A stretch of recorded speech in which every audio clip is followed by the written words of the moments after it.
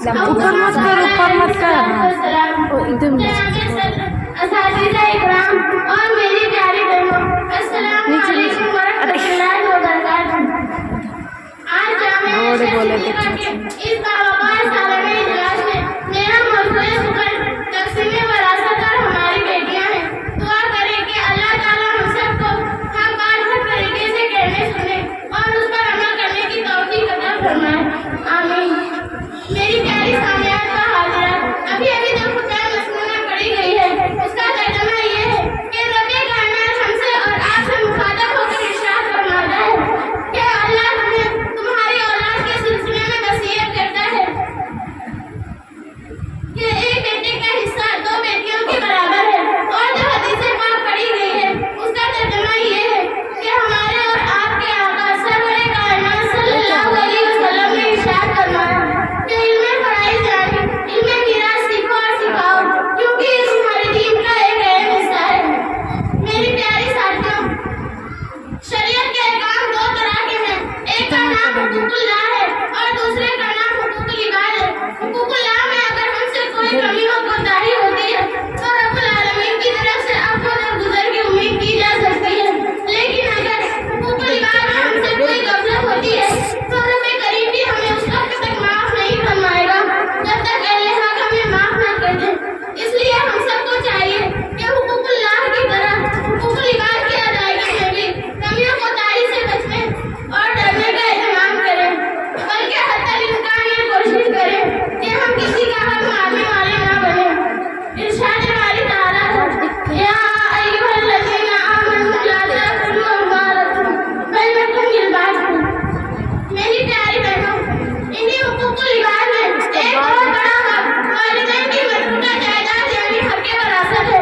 इसका अंदाज़ा इस बात से बखूबी लगाया जा सकता है कि कुरान करीम में तक़सीम वरासत का जहाँ तफसीली हुक्म है वहीं उसका आगाज़ लफ्ज़ वसीयत से होता है और इख्तिताम पर नाज़िल होते हुदूदुल्लाह करार दिया गया है, बल्कि उस हुक्म पर अमल करने वालों के लिए जन्नत और उसके नीचे बहने वाले नहरों की बशारतें सुनाई गई हैं।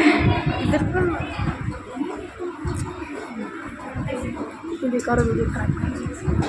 और इसी तरह हुज़ूर अकरम सल्लल्लाहु अलैहि वसल्लम ने फरमाया कि इसी तरह हुज़ूर सल्लल्लाहु अलैहि वसल्लम ने इल्मे फराइज़ सीखने और सिखाने का एहतमाम करने की भी ताकीद फरमाई है।